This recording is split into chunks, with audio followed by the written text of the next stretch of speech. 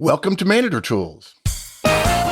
This week, a special edition. For the first time ever in over 16 years, we have an Army versus Navy version of Manager Tools, in which me, as the Army guy, and my good friend Dave Wallace, the Navy guy, will be debating the age-old story. What is management? What is leadership? Which is better? Which is worse? Are they any different? And so on. Folks, one more time, I want to encourage you to become a licensee if you're not already one. In addition to getting access to executive tools, only licensees get executive tools and the executive tools show notes. You get access to all of our archive of all of our shows, all the show notes for our shows. I think it's over 1.5 million words that we've written in the last 16 years. And so you don't have to listen to me or any of the rest of us talk. You can just download the show notes and save yourself about 30 minutes. And of course, you also get the interviewing series, which we added during the pandemic last year because so many people were worried about their careers. The resume workbook, first job fundamentals, the effective feedback tool, roadmap, interview creation tool. I think the add-ons are actually worth more priced individually than the entire license was beforehand. Please become a licensee. It's core to who we are and what we do. We serve managers. That's what we're all about. We're doing this in part in honor of this week's upcoming Army-Navy football game, which surely we've played 120 or 130 or 150 times. And Dave is a leadership professor at the Naval Academy. They actually have positions like that at the Naval Academy. And I'm going to let him introduce himself and explain a little bit about his background, and then we're going to get right to it. So, Dave, welcome to the show.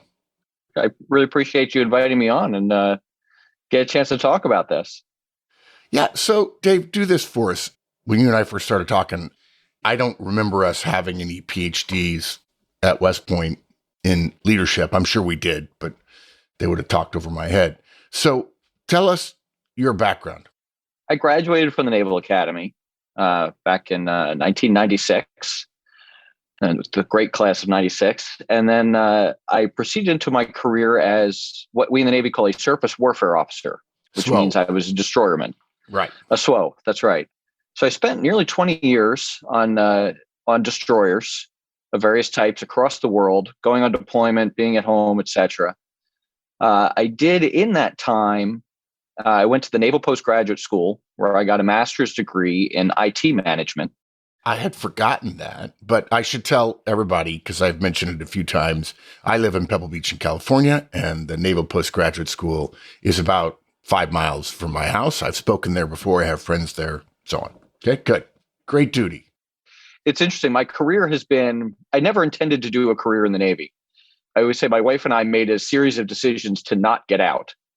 And going to Monterey was one of those things that, we kind of went there thinking, well, I need a master's degree to pursue my, civilian career. And Monterey was so beautiful, got to study management and IT, and I just loved it. And I was like, oh, I could do this for a few more years. I'll just keep not getting out. Yeah. Until ultimately it became I guess I need to stay in now. Because I can retire. I'm in forever. Yeah. Yeah. Okay. So you get a master's in IT management. Right. I had a master's in IT management. That was kind of a first exposure, other than my economics undergraduate degree, to the idea of management as a field of study. That people had actually studied this, this topic in which I was very interested. Yeah. I was like, wow, there's like science behind this. This is kind of cool. So I went through, what we call my division officer tours and my department head tours, which are kind of like platoon commanders and company commanders. And then I came back to the Naval Academy to teach seamanship and navigation. On our arrival in Annapolis, my wife, who's from the beautiful city of Charlottesville, Virginia, looked at Annapolis and said, oh, I could retire here. Yeah, a lot of people say that. Right. So I immediately started pursuing that idea. I went on to my command tour from teaching here. I went on to my command tour where I was overseas in station in Bahrain, where I was the commander of a security detachment that provided force protection to logistics ships in the area. So naval logistics ships that were operated by civilian mariners.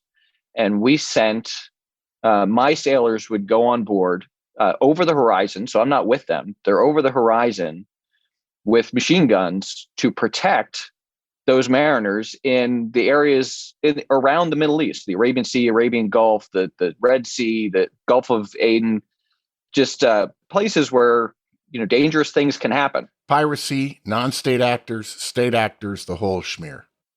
Exactly. And so we were providing that protection. So I had to delegate my weapons release authority to chief petty officers who were the heads of these teams operating over the horizon from me and, cross the area of operations. So it was a daunting command experience. So I finished that up, or while I was there, I applied for this position that was open at the Naval Academy called a permanent military professor. So I had to go take my GRE in Dubai and sent in my application, and fortunately was selected. From there, through a series of negotiations, I ended up at George Mason University, where I pursued and received my PhD in industrial organizational psychology. So I always laugh when you and Mike talk about, well, all you managers out there are not psychologists. I think, well, I am. Yeah. and IO psychology is really the field you're talking about. It's the field of psychology where we deal with psychology in the workplace, and particularly my focus, of course, was on leadership and on leader development in particular, and how we develop leaders, because I knew I was coming to the Naval Academy to do just that. Right. And so I finished up there, and now I'm in my 5th year of teaching in this position known as a permanent military professor. I remain on active duty and stay until my statutory retirement age. And I help lead both our academic disciplines. So we have this academic approach where we call formal instruction, which is one of the pillars of developing leaders. And we try and combine that with the experiences. Oftentimes we talk about the Naval Academy. I'm sure West Point uses this language as well, as a leadership laboratory. Yes. Wonderful. Yes. I often refer to it, oftentimes it's viewed as an open laboratory where, it's like chemistry class. If the professor just said, here's a bunch of chemicals, teach yourself chemistry. Yeah. And so we try to combine it then with the formal instruction of actually teaching leadership theory and understandings about leadership and developmental relationships. So working with what we call, I think you called tactical officers, we call them company officers, senior enlisted leaders, and even sometimes pairing them with coaches, and the idea of leadership coaches, not just their athletic coaches, and really help them make those connections between what their experience is and what their formal instruction is, and put those two together. So I get to stay here and help do that until I'm done with my active duty days. And then I guess I'll grow up and find myself a job. Yeah. I'm glad there are people like you at the Naval Academy attempting to teach Navy guys how to lead. I seriously am. I'm not saying that tongue in cheek. I promise you. Yeah. And they have a similar program at West Point these days. Oh gosh. Yeah. And you're right. When you and I went through, or at least when I went through, there was one PhD in the leadership department, and he was actually his PhD was in mathematics. And he thought, his name was Carol Montour, and he thought great thoughts about leadership and did his best. But it was really what we refer to now as lieutenants telling sea stories. It is really what the leadership class was. And now we really try to root it in the behavioral sciences and take a more evidence-based rather than eminence-based approach. Okay, so before we get to the leadership versus management discussion, I want to share with you a little bit about West Point. By the way, you asked me to make sure that you said at the top of the show that these are your views, not the views of the Academy, right? Yes. So I should make it clear, everything I'm saying here today, I'm not a representative of the Naval Academy per se. These are my personal views and not those of the Naval Academy, the Department of the Navy, the government, or anything other institution. Okay, cool.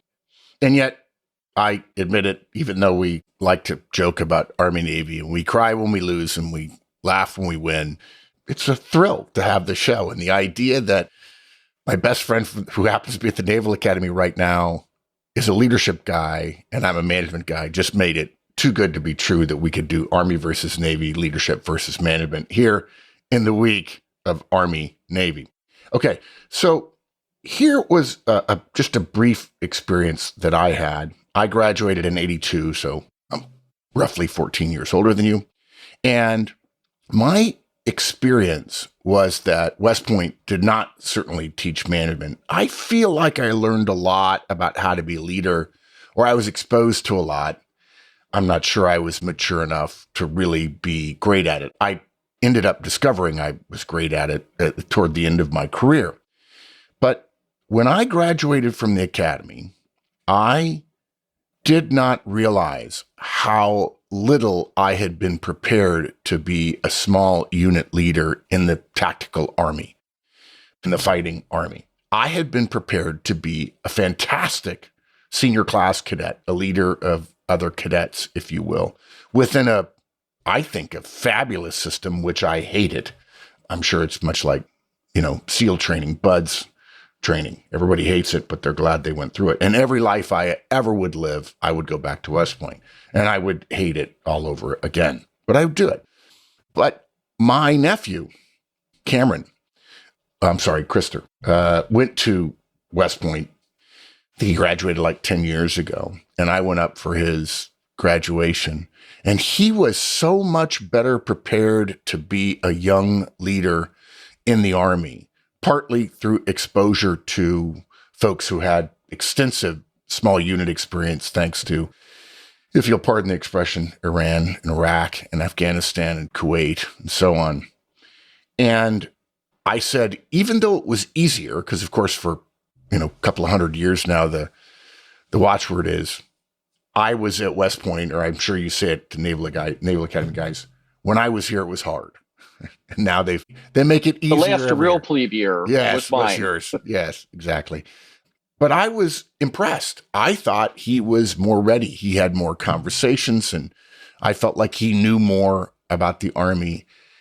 So can you contrast that, West Point versus Annapolis? By the way, for those of you who don't know, West Point is Army, Annapolis is Navy. People ask me all the time, where'd you go to school? And I say, the military academy. And they say, which one? I say, there's only one. There's also a Naval Academy. There's also an Air Force Academy. We get a similar response. Yes, the Naval Academy. Oh, which one? Yeah, which one? Yeah. Okay, so do you see, and you have a good perspective because it's been so many years and you're teaching leadership. Do you see the same thing in part or not at all or a lot because of the exposure to guys? You guys are doing more, bringing guys back from the fleet to talk and so on. I think yes and no. We certainly always had folks from the fleet who came back, and they were the teachers. But like I said earlier, it's lieutenants telling sea stories. It wasn't. They hadn't had the opportunity or directed training to reflect on their experiences in a way that to make them teachable.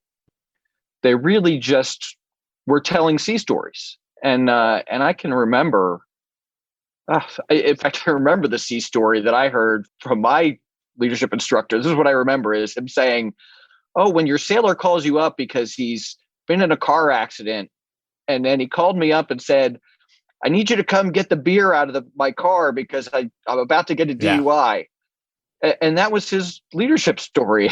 And that's not really covering what needs to be covered. No. Yeah. Interestingly, when I was here, monumental things happened. The first was the introduction in the Navy of what the Navy called total quality leadership.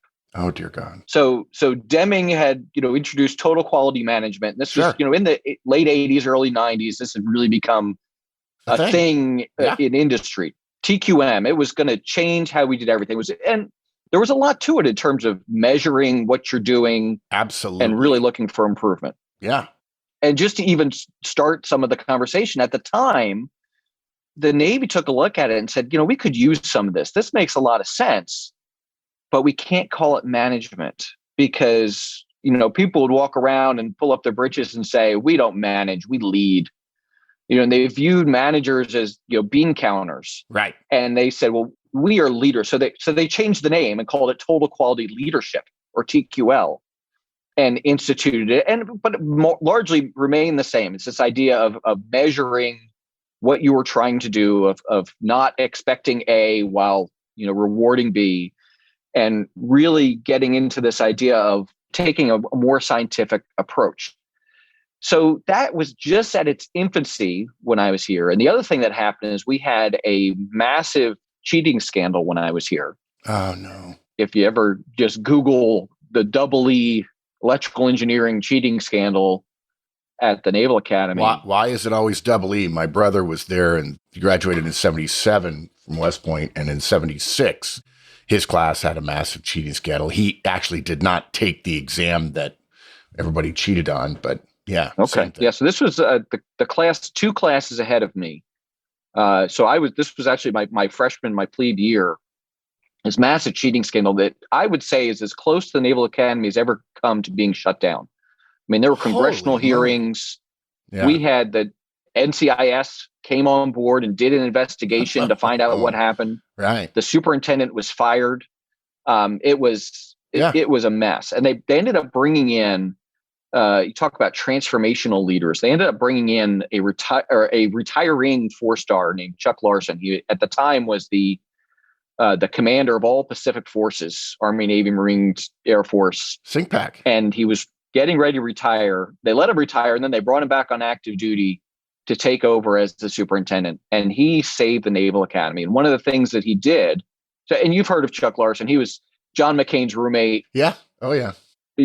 Back in that great class, and was brigade commander. He'd actually previously been the superintendent. He came back and he just overhauled our approach to ethics and integrity. He threw out the TQL course and brought in a very deep course that all of our sophomores take in ethics. And it's taught by PhD philosophers, and they get in deep into Kant and Plato and Aristotle, and really deep thoughts on what it means to be a person of character. So across our curriculum now, we have 4 years of required leadership classes. Yeah. The freshmen take what we call the You're a Person class. It's titled Preparing to Lead, but it's basically an intro to psychology and sociology of, hey, you're a person. Other people are people too. And you know what? You're different from one another. And there's a lot that goes into that. So it's kind of about teaching self-awareness and resiliency, and just kind of those beginning foundations. Okay. And then on our sophomore year, they all take this ethics class where they dive deep. So it's not only are you a person, you're a person of character. And so let's talk about what that means and how to be a person of character. And then in their junior year, they take the class that I really is kind of my pride and joy, and I've led for a few years, NL 310, which we call Leadership Theory and Application. And it's really where the rubber meets the road on here. Okay, you're a person of character. Here's how to lead as a person of character, and here's how to lead other people. Yeah, you just said 2 things that, of course, our listeners, probably longtime listeners, will chuckle at. You said leadership, and then you said something else, which, I joke about the fact that we don't talk about leadership. It is a joke because, of course, we're talking about that kind of stuff all the time. But I just the idea of teaching leadership to some of these people who write into me and say, I really want you to teach me leadership. And I'm like, yeah, that'll be $1 billion. Yeah. Harold Green said, leadership cannot be taught. It can only be learned. Learned. Exactly. You have me at a disadvantage here because my recollection of school is, of course, 40 years old. And I'm not familiar with what West Point is doing now, leadership-wise. I can say that pains me to hear about the juice scandal in the 90s. I can say that I was pleased recently when our superintendent walked back the idea that honor was a developmental effort, the honor code. For those of you who don't know, West Point and Navy, and to a certain degree, the Air Force Academy, share an honor code, which is a cadet or a midshipman. Will not lie, cheat, or steer, nor tolerate those who do. Some of you remember that several years ago on a podcast, I told you my story about honor, where I was sitting next to a first classman when I was a sophomore, and he used some concert tickets at West Point that were not his, that were not for the seats that he suggested they were for, to get a better seat. And I was the lone witness against him. And a week before he graduated, he got kicked out for honor, found, what we would call found on honor, because you can neither lie, nor cheat, nor steal, nor can you tolerate if anyone else does it. Meaning, if I see someone else do it, I'm obligated to report it. And it sounds terrible and it sounds anachronistic these days, but I can assure you, the one thing I remember is I believed everything I was told when I was leading men under fire. And if you can't believe everything you're told, if you can't believe something another commander says, as they say, all is lost. So I like the fact that you're doing the person of character. Can you give me a couple minutes more, though, on what exactly you teach? Like, when you started talking about what you teach, I thought it was way too technical for me, for us, for our audience, where you were getting into studies that were fairly academic and so on. Are you doing that in the third year course, in your junior year course? No, we're not. I do that in my personal research, and I try, and it certainly informs the class. I did try out for a semester where I had students read that, and I ended up getting reactions from them that said, "This was harder than my engineering classes. Why is this so bad?" And so I had to pull back a little bit. So the academic baseline informs the course, but it doesn't make up the course. We do have a textbook, but it's really written for practitioners. It's written at the undergraduate level. And there's not a ton of great textbooks out there on leadership and management, in my opinion. My not very humble opinion. Peter Drucker. There's Peter Drucker, but it's not right. There's Peter Drucker, but even that's kind of varsity level. It is. So, we found what we consider to be the least worst textbook. And actually, I supplement that. One of the benefits of COVID was I made a gazillion videos of myself just teaching and lecturing about these different topics and really trying to tie in, like I said, we call it leadership theory and application. Right. And we really try to tie in the theory to how it supports application. So my students can't quote to you authentic leadership theory and leader-member exchange theory. They don't even necessarily know those terms.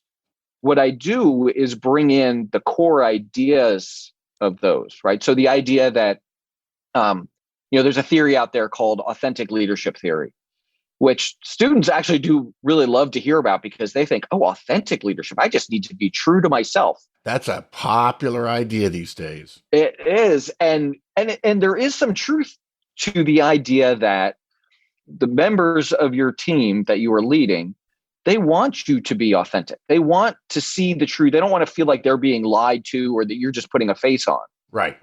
But at the same time, I say, well, what happens if you're a jerk? Do you just have, you don't want to be authentic to the idea that you're a jerk. Yeah.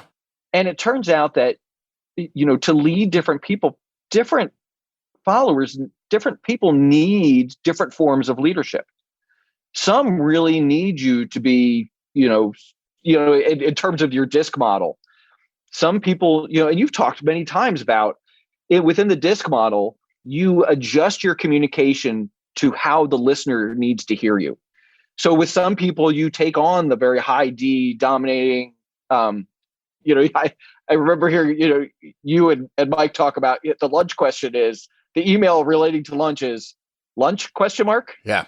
And that's the beginning and end. That's it. Yeah. Right. Other people need to see the hi, how are you? Hope everything's well with the family. Right. They need that real high S approach. Okay. So now as a leader, you're telling me I need to change the way I communicate with people. Yes. The way I talk to people, the way I lead them. Right. And at the same time, you're telling me I need to be authentic to a core ideology. And that is, again, I consider that varsity level leadership. Yeah. That's a hard thing to master. And I call it personally authentic flexibility. that you really need to be flexible to the demands and the affordances of the situation, which includes the people around you, Right. while at the same time maintaining a core integrity and character and idea of leadership. And part of that means being willing to be vulnerable, being willing to be open about the decision-making processes, being willing to discuss why we're making an approach, right? And again, you and Mike have talked about whenever you make a change in management style or a change in what you're doing overall, really saying, this is why we're making this change. This is why it's important. This is what I'm hoping to achieve. This is why I'm not going with what you wanted me to do. Right. And that's always an interesting thing of what we talk about empowerment and empowering employees. Another word we don't like here. Certainly there's a lot to be right. There's a lot to be said for empowerment and to make employees feel valuable, make them feel heard, make them feel like they're part of the team. And there are times when, I even tell my students, you're not the hero leader. You don't need to necessarily be the only person with a solution. You need to really use the diversity of thought around you to come up with the better solutions. Because I guarantee somebody on that team and in the Navy, his or her title starts with chief. They have a better idea. Yeah. They very likely have a better idea of what to do than you do. So you need to be open to listening to that and really lead. And so there is something to be said for empowerment and helping people to help others to really take on that leadership mantle within the unit, while also maintaining our accountability for the final product.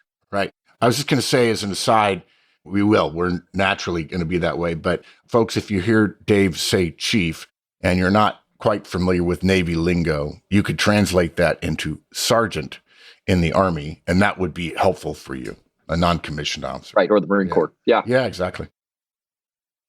Folks, we're starting to get a lot of requests for 2022 from client companies who want us to come on site to deliver training.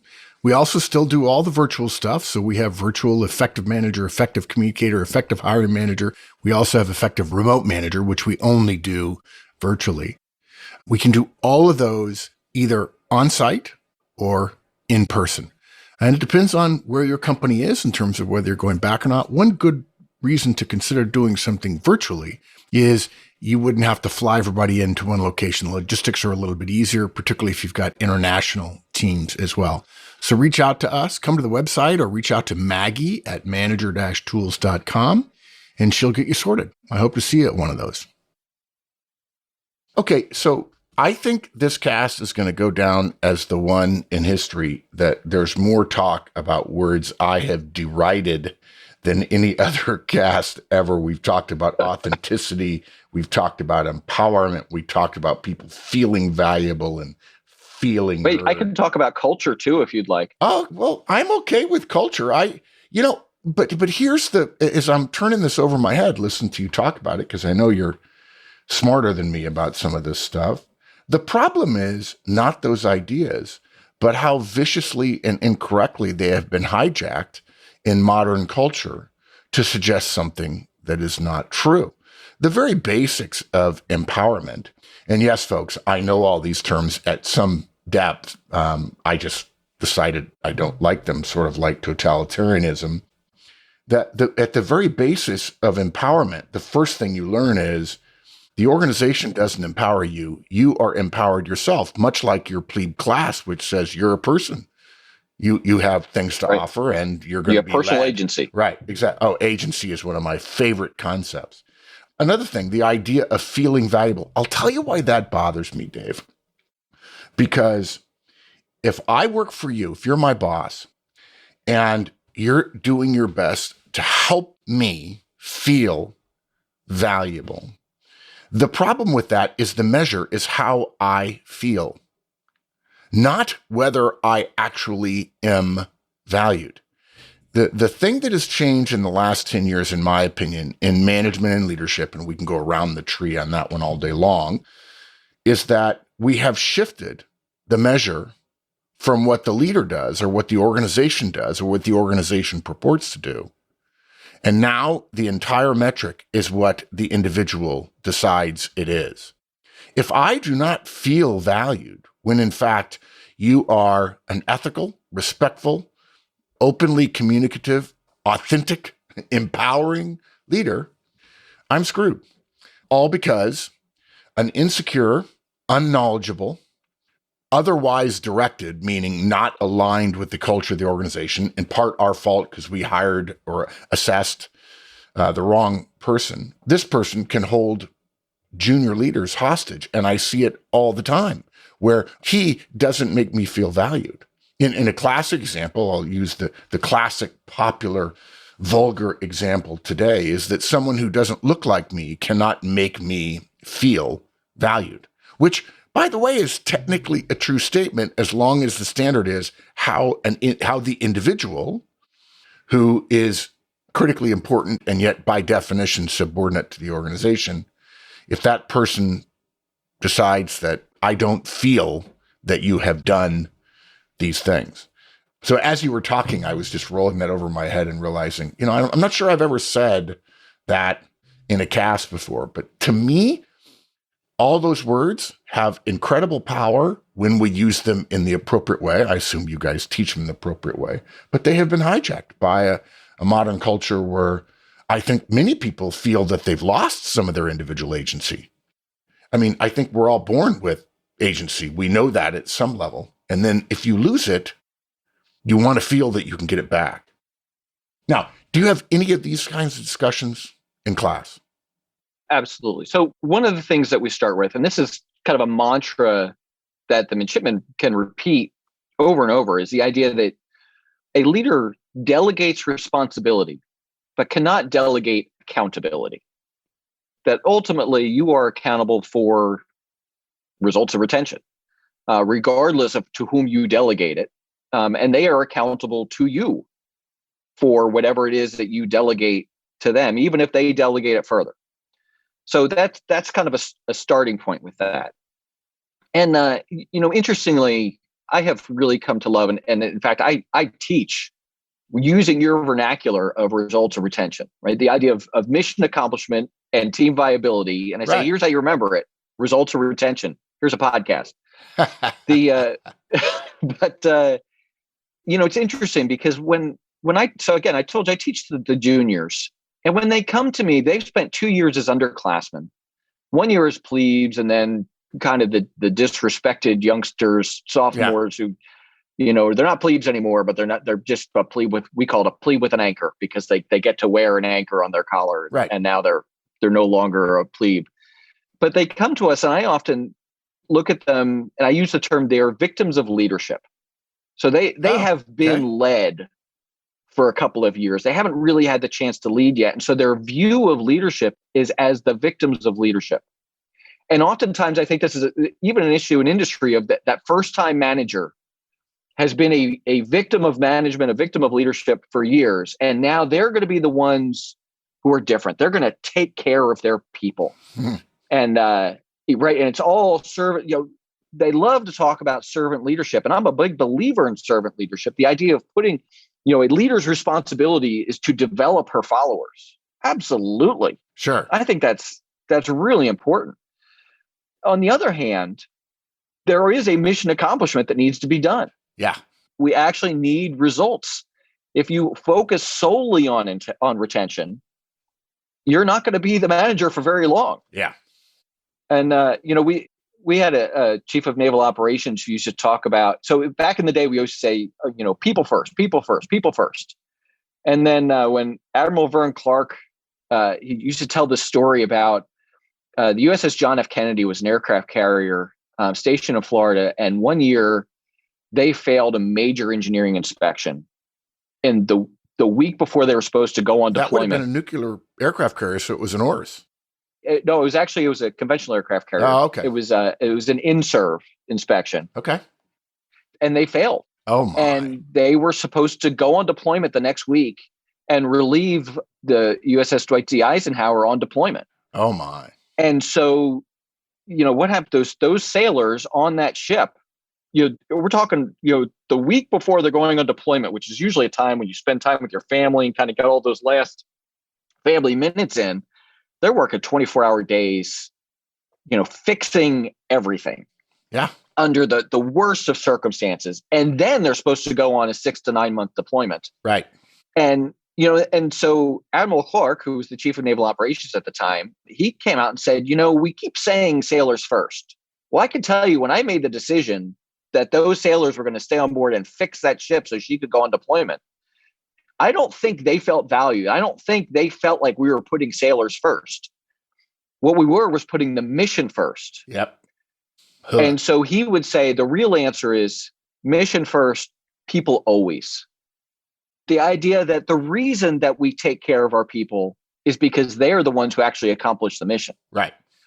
And so you heard when we first talked, I told you my mantra is leadership is what the followers do. That ultimately a leader, a manager, can do whatever she wants, can give orders and try to use all the legitimate power and all the other sources of power that she can. But if nobody does anything, right, if nobody follows me up the hill, I'm just a dude going for a walk. And it's the action of the team that accomplishes the mission.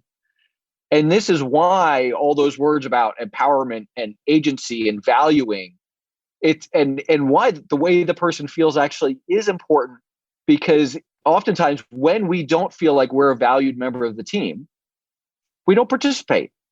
So there is something to be said for providing that value. I'm sure you've heard the term psychological safety. Yes. And this is that idea that any member of the team can speak up and will not be at risk for raising their hand and saying, I have a different idea. Right. This may be dangerous. This may be, unethical, or I just think maybe my idea is better. And then how the leader reacts to that, shutting them down, right? Telling them, how dare you question my legitimate authority? You've talked before about the power move of putting the glasses down on the nose. Yes. And looking over the glasses of saying, how dare you question my authority in this matter? And this is a problem. And it really leads to ineffective solutions. Yes, it does. Inefficient. Yeah. Yeah, it is. And so when people feel like they're a part of the team, when they have the ability, the right, they are not at risk for speaking up. And, we talk about diversity and inclusion, right? That's the kind of the buzzwords of the day, right? Absolutely. Yeah. And the reason we want diversity, and by the way, folks, it's not just racial diversity. It's not just gender diversity. Those things are important. It's behavioral diversity. Also diversity of function, diversity of thought, diversity of idea. Exactly. Yes. And the reason we want diversity is because I can't solve everything on my own. I don't have all of the knowledge in the universe. I'm not omniscient. I don't know what the correct answer is every time. I need to be able to use the diverse ideas of a team to come up with the best way to accomplish the mission. And the reason we say inclusion is because diversity is not an end goal. Diversity is a means to the end goal. And if I'm not inclusive in my leadership, if I don't really leverage, make people feel valued and like their opinions can be heard and should be heard, then I lose all the value that I've created by having this diverse team. And I really have this diverse and inclusive leadership style that leads to effectiveness. So it's people, and I don't want to say the means the ends justify the means, and I don't want to make it sound like I'm saying use people to get to your ends, but it's about I accomplish the mission, I get to results and efficiency by affecting retention, by taking care of my people and achieving team viability. Yeah, I completely agree. And I will drill down into one particular thing you said. You mentioned, you asked me if I knew what psychological safety was, and we're on Zoom so I can see you, but I rolled my eyes a little bit because that's another example of something that has been co-opted in a way that's not helpful. You use the example of if I'm on your team, I feel psychologically safe in saying, hey, Commander Wallace, what about this?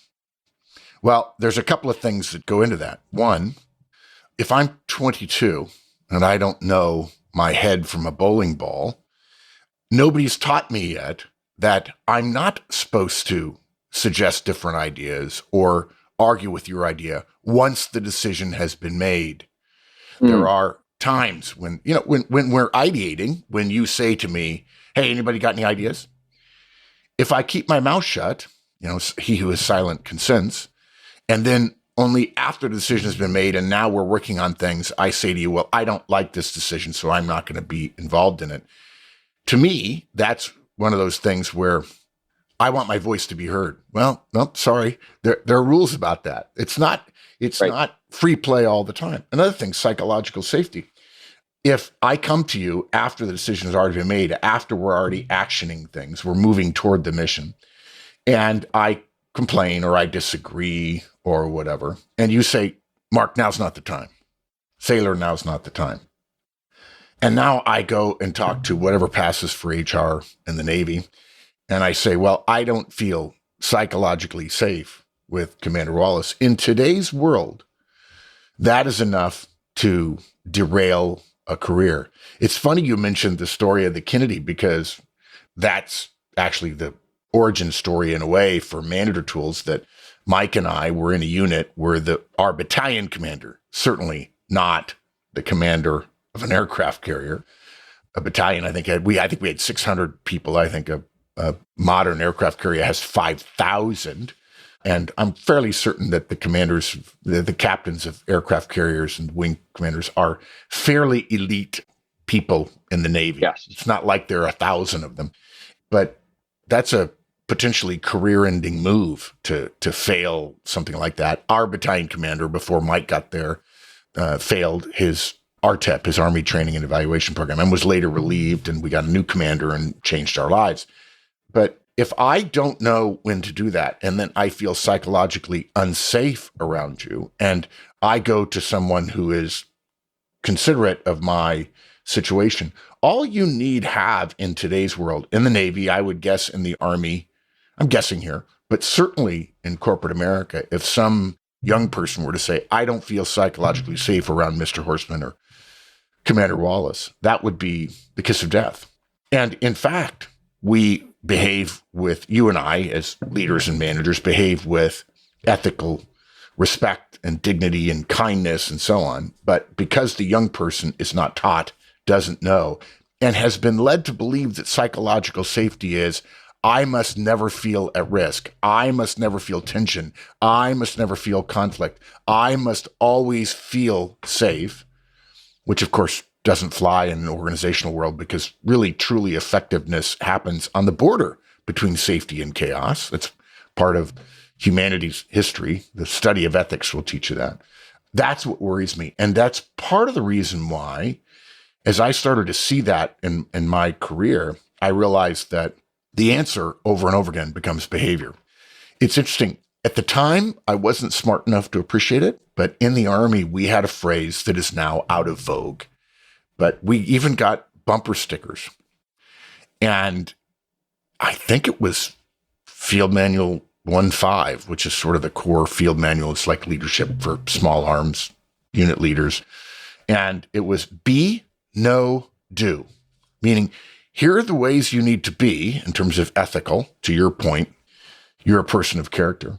And then here are the things you need to know. In other words, you need to understand your job. You need to have technical, tactical, operational, logistical competence, which, by the way, I thought the Army did a good job of that. And then here are the things you need to do. But it really broke down pretty quickly on do. You would almost have to give examples, sailors telling sea stories, and then help people draw a conclusion, a larger conclusion, infer a lesson, if you will, from the activity, from the behavior that people took. And I can remember very clearly before I sold my first company and we started Manager Tools, thinking to myself, we have to teach behavior. Because if I try to teach the state of mind, if I try to teach how to feel, we're doomed. We're absolutely doomed. And listening to you talk about what you guys teach and the way you build up from plebe year through, we would call them yearlings, sophomores, and so on, is reassuring. What do you guys do senior year? So senior year, they take a law course. We actually have JAGs teach a course. We took that junior year. Okay. So it's a very practical, they call it law for the junior officer. And it's like, here's how you be an investigating officer. This is, Oh, how court martials work. Here's, all these things. But, and I have to admit, I often wondered, why do we teach this law course? This seems, this isn't leadership. What are we doing? And I sat down with the lead JAG one time, and she and I sat down, and I was like, okay, how do you view this in the leadership continuum? right. And she said, okay, well, you teach them everything that they maybe ought to do and should aspire to do as leaders.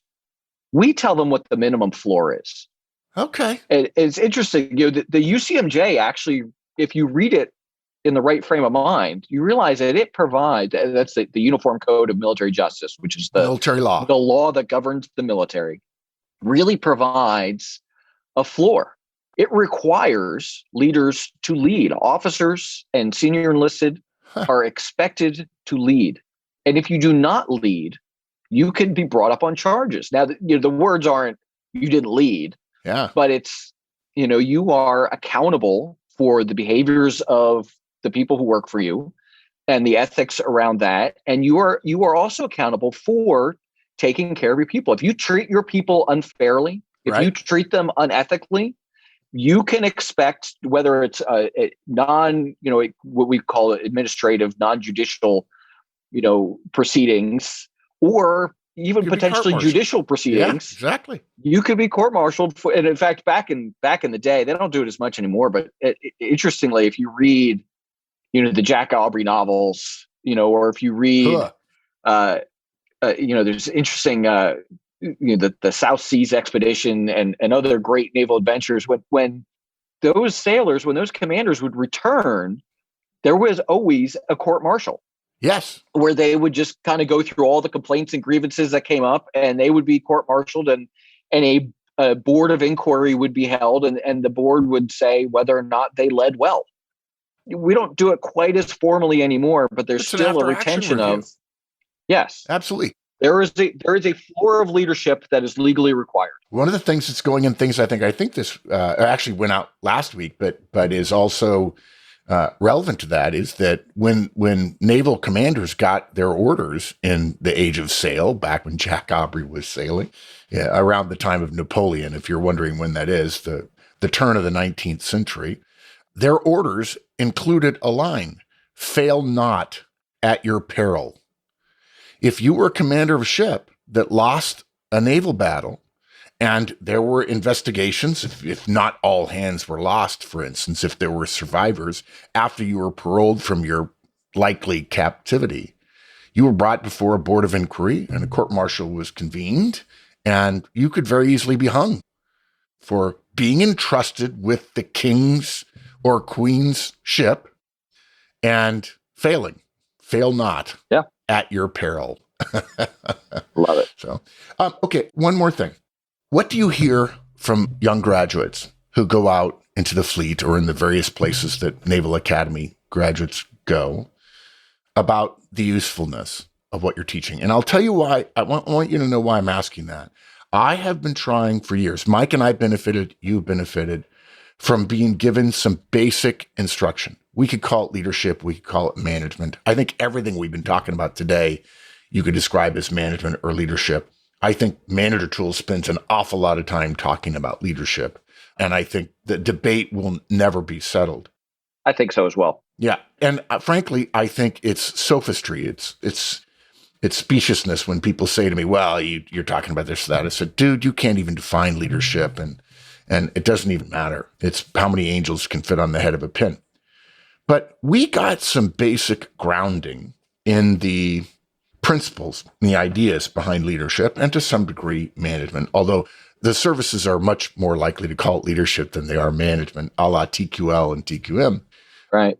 And so we were a little bit better prepared. I have long said that young professionals, young college graduates or high school graduate or tech school graduates are not taught the basics of professionalism, are not taught the basics of organizational life. And I don't think there's any move afloat to teach them that. And so therefore, I think in much the same way that history will show that organizations, when they don't get what they want, build systems in place to make sure it happens And in this case, it would be in the form of basic professional training, a la the effective professional, which I'm working up now. What do you see? What do you hear from young ensigns and lieutenants and so on that go out in the fleet and then come back and talk to you, perhaps mids whom you've befriended, talking to you about what they learned and what the Navy is really like? It's interesting. When I speak to them, I guess there's a couple things that come to mind to answer that question. One is they often enact what we have taught without knowing it. Right. And so if I talk to them, I actually recently conducted a research study where I was really trying to dive into how team leadership works. So if we think of like a platoon commander and the sergeant work together to lead, right? That's really a team leadership. Yes. A team of leaders at the head. Certainly the officer is accountable, but the senior enlisted is right there next to her, leading along the way. Right. And so I conducted a research study. Okay, what does this really mean when we talk about these team of leaders and how they operate together? Right. And I conducted all these interviews with senior enlisted leaders and with junior officers about how does this work and how did this work for you? When did it go well? When did it not go well, et cetera? And what I found was when they said it went well, it was really about operating as a team. And it was all the team leadership stuff that we had taught them, but they couldn't necessarily put the words to it, right? They couldn't necessarily say, well, we held, they were doing one-on-ones. They just wouldn't have called it a one-on-one and wouldn't have recognized it as such. But that's what they were doing, and what we call, in the leadership literature, we talk about team charters, right? Which is kind of the ground rules for how a team works. Right. And you set that up at the beginning and you adjust it explicitly as you need to. And they would never say, well, we sat down and figured out our team charter. Yeah. But they would say, we kind of had some ground rules for, who was going to do what and how it was going to work. And we'd meet at these times. We had a routine that we set up. So that's one piece to it is they do the things. They just don't necessarily know where it came from. Right. What I find even more interesting is sometimes when we have folks come back to teach, right? They'll come back, they spend a few years in the fleet, and then they come back to be a company officer, to be an instructor. And we take them through the course because, maybe they're helping us teach. And so we're taking them through the curriculum, and they'll sit there with wide eyes and say, why didn't you teach me this stuff? And then I say, well, we did. Yeah. And that's why that tying to experience and having that coach to really help you explicitly tie what you're learning in the classroom to what you're doing on the playing field or in your club or wherever else is so important because, you can hear all this stuff, but until you really experience a leadership position and standing there as the one holding the bag, it's hard to put all that stuff together. Yeah. Have you guys at Navy, have you gone away? When I was there, we had something called the fourth class system, and plebes were lower than, as we like to say, plebes were outranked all the admirals in the whole damn Navy, but plebes were lower than everything else. And in the last 40 years, they've changed to what they call a four-class system, which is plebes are not hazed, but rather simply the lowest ranking members of the Corps and are led with ethics and integrity and so on. Is there a similar shift that has happened at Navy? Certainly the plebe system has changed. There was a time when it was really hazing. Oh, yeah. Yeah, I mean, kids getting beat up and everything else. Yeah. And that has really very much gone away.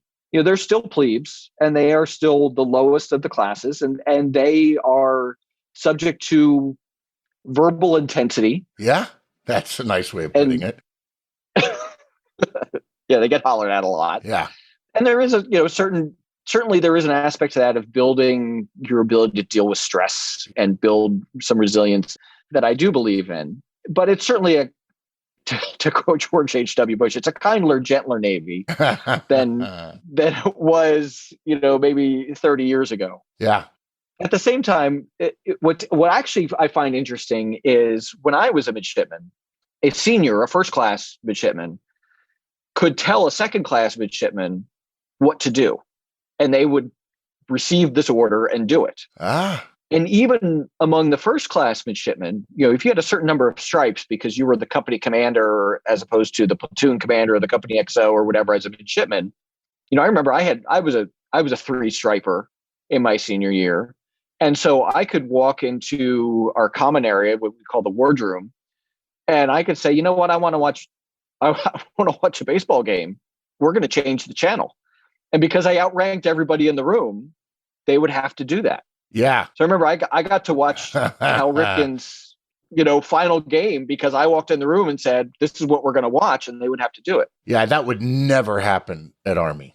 Well, I think that's rank among changed. firsties would never. Yeah. Right. So I think that's really changed now, where it's really, they see each other as peers. And what's interesting is then to teach them how to lead peers without pure legitimate authority. Yeah. Right. It's not just about your legitimate power. Yeah. It's how do you lead with expert power, with the referent, relationship power? How do you do that with people who are your peers? How do you conduct, what you guys call peer one-on-ones? Right. How do you even do that? And, and how does that, operate where you are ostensibly responsible for evaluating this person and directing her efforts?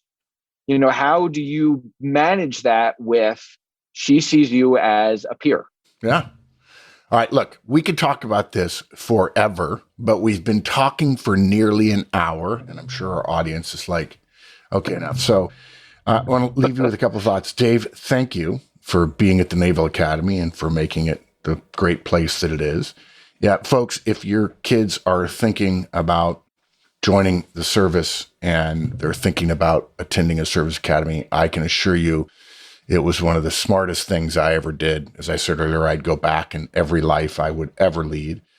If they can't. Absolutely. Yeah. Same for you. I would absolutely agree. Yeah. And say that, my intention was never to be in the Navy for a career. Coming to the West Point or Annapolis, it's not about necessarily making a career and you're committing the rest of your life, but it is about dedicating your life to being a leader. Yes. And to serving others. Yes, I agree. And folks, if your son or daughter cannot get into Army, I would encourage them to apply to the Naval Academy. It's also a great place.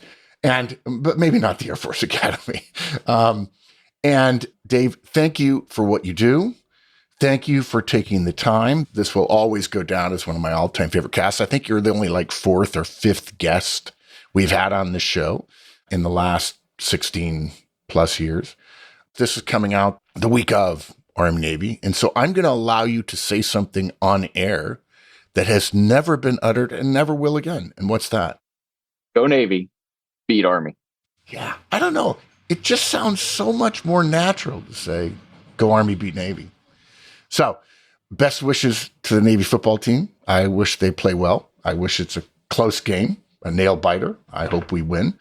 I will be there in person. And I promise I'll call you sometime afterwards and either gloat or congratulate you for another great game. By the way, I just checked. I think there's been about 120 games, and you guys are ahead 60-50, roughly. Yeah. You guys had a long run of I think 13 in a row against us. It's crazy. It was really heartbreaking for us, but we're starting to be better now. So, Dave, thank you. This is a treat and a hoot. Thank you for taking the time away from what I know is a busy schedule. Mark, my pleasure. And I hope we get to do it again, frankly.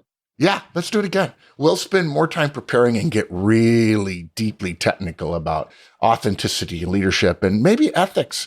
I could absolutely get excited about doing a whole series on ethics, on the foundational principles of ethics and Socrates and Plato and Kant and Aristotle. It would be exciting. Hey everyone, this is Mike. I just want to jump in quickly and thank Dave for joining Mark on today's podcast. What an honor it was to have Dave sharing his thoughts on leadership. Those of you who listened a while know we don't host guests on our show very often. It's almost unheard of. That tells you right there just how much we value Dave and his thoughts. So Dave, thank you again. What a great thing for us. So everyone, that's it for this week. We'll see you next time. Until then, have a great one. All the best.